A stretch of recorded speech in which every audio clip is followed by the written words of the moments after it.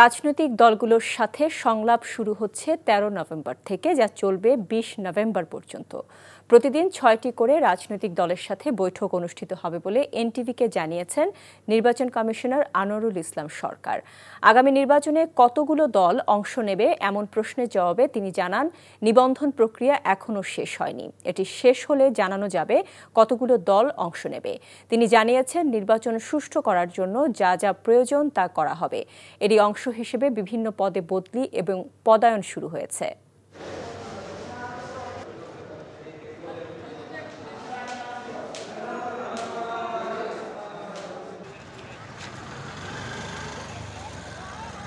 আমাদের সংলাপ শুরু হবে। আসন্ন ত্রয়োদশ জাতীয় সংসদ নির্বাচন অবাধ, সুষ্ঠু এবং নিরপেক্ষ করার জন্য নির্বাচন কমিশন যা যা করা প্রয়োজন প্রত্যেকটা কাজই করবে।